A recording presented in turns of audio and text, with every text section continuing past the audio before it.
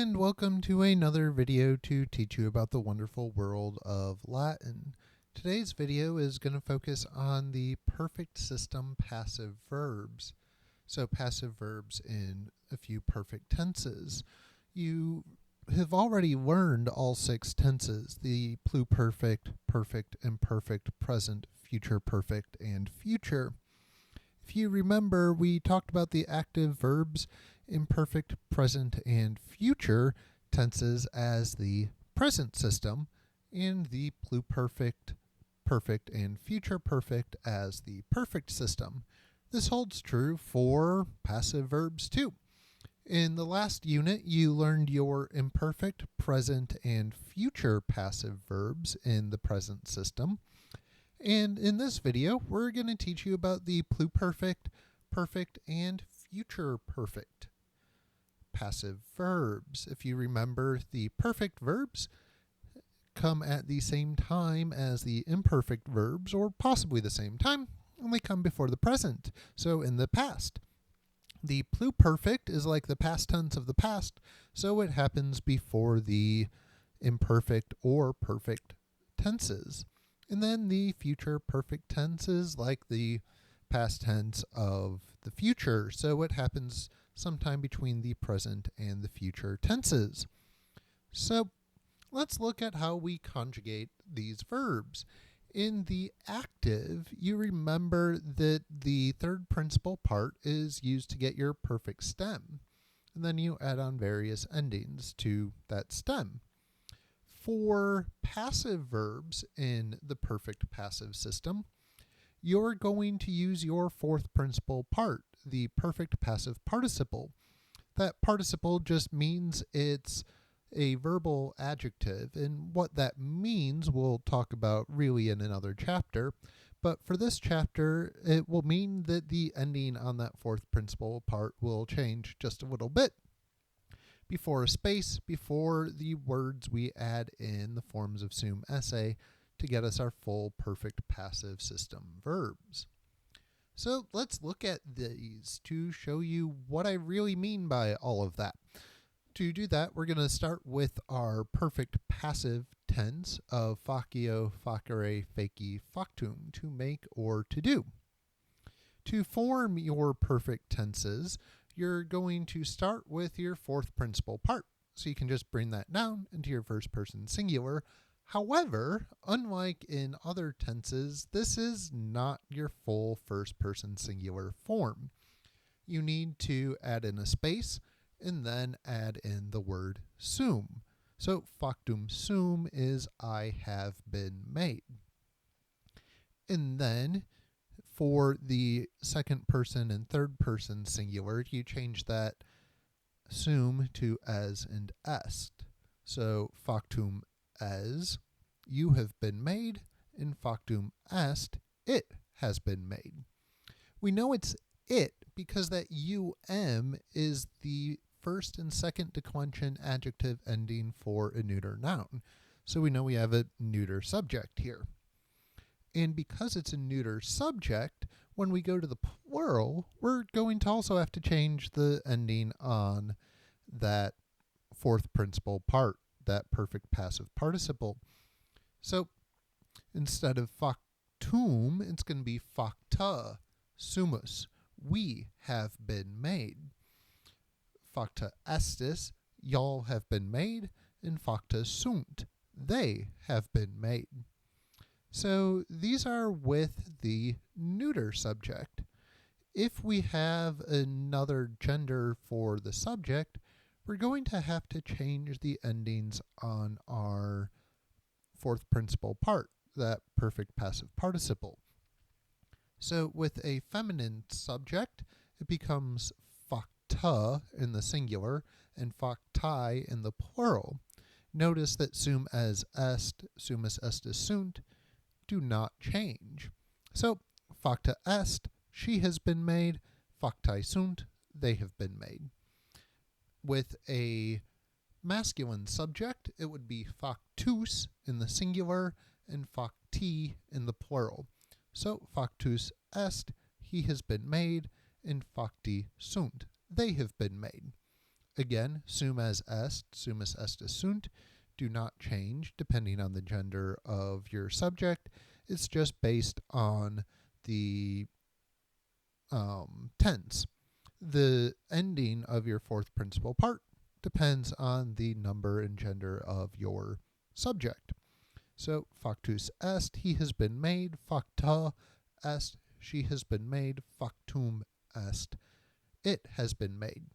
And you'll notice that we use they have been made to translate facti sunt, facti sunt, and facta sunt. So Latin gives us a bit more information about our subject, telling us the gender of the subject in the third person plural perfect passive. Once you have notes on all of these forms, let's move on to your next tense, the pluperfect. So the pluperfect, remember, is happening right before the imperfect or perfect tenses. So I had been summoned in the passive. To do our example for the pluperfect passive, let's look at faccio facere again. So again, you start with your fourth principal part, and then add a space, and then instead of sum as est, you're going to use eram, eras, erat. So the imperfect version of sum esse.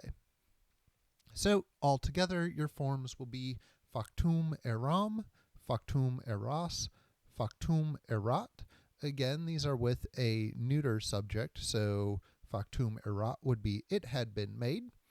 And then we have to change that um to an a to make it plural. So facta eramus, facta eratis, and facta erant. They had been made. Again, just like with your perfect, the ending on your fourth principal part is going to change depending on the gender and number of your subject. So with a feminine subject, facta erat, she had been made. Factae erant, they had been made. And notice again that eram, eras, erat, eramus, eratis, erant do not change because those indicate your person, number, and tense. For a masculine subject, that eram, eras, erat will not change, but instead of facta or factum in the singular, it will be factus. And in the plural, facti will replace facti or facta. So, factus erat, he had been made, and facti erant, they had been made. Once you have notes on your pluperfect tense, we will move on to our future perfect. Okay, remember that the future perfect is happening between the present and the future, so it's kind of like the past tense of the future, if that makes any sense. So instead of I will be summoned in the future, it's I will have been summoned before I will go do this with the person who summoned me. If we look at our future perfect tenses in the passive, again, you're going to start with your perfect passive participle, add a space, and then instead of the imperfect forms of sum esse for the pluperfect or the present forms of sum esse for the perfect, you're going to use the future forms of sum esse for the future perfect. So ero, eris, erit, erimus, eritus, erunt. Notice you're using the u and t, unlike for the perfect active forms. So factum ero, factum eris, factum erit, it will have been made. Again, you know it's neuter, so when we make it plural, it's going to change to an a. So facta erimus, facta eritus, and facta erunt. They will have been made.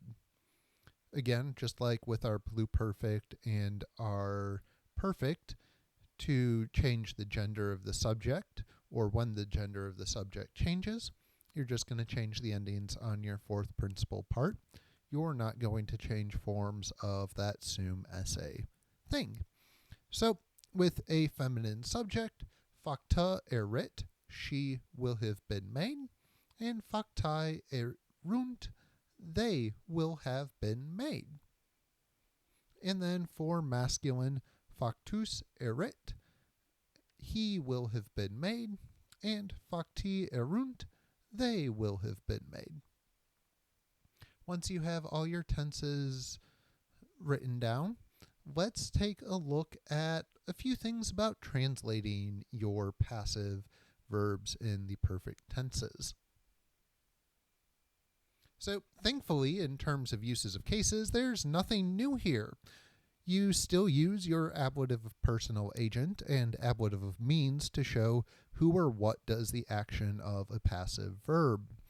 So if we use these two sentences, puellae vocate sunt a matre and pueri vocati sunt signo, they have an ablative of agent and ablative of means. You know a matre is your ablative of agent because matre is a person, and because there's the preposition a or ab before your ablative noun. And then signo in the second sentence is the ablative of means because it's an object that's doing the action and there's no preposition, the word's just in your ablative case. So to translate these sentences, the girls have been summoned by the mother and the boys have been summoned by the sign. Now there's one other thing I want to talk about with your perfect system passive verbs, that there's the space inside your verb form. And this means that when you find your verbs, like in the sentence, viri ab consule vocati erant et in campum martium venerunt, you may have to look for what looks like more than one word. So here we have the perfect active verb venerunt and the pluperfect passive verb vocati erant. Your passive verb looks like it's two different words with that space inside of it. And venerunt is one word because it's active. And so when you see a form of that fourth principal part, look for a form of sum esse to see if it's a perfect system passive verb. And because it's an imperfect form of sum esse, you'll know that you have the pluperfect passive. And venerunt, remember that erunt ending on your third principal part makes it perfect instead of future perfect. If it was erunt as a separate word, then it would be future perfect passive. So, to translate this whole sentence, we have a passive verb, so we should look for a ablative of means or ablative of agent. We have ab consule, so we have a nice ablative of agent. And then we're able to translate our sentence. The men had been summoned by the consul, and they came into the Campus Martius, or the Field of Mars. So hopefully these forms and these reminders or hints for translating perfect passive verbs have helped. To make sure they have helped in your understanding these things, here are a few questions to check your understanding. And once you have answers, call me over. I'll check over your work, see how well you're doing, and then we'll go on to our next task. Thank you and have a nice day.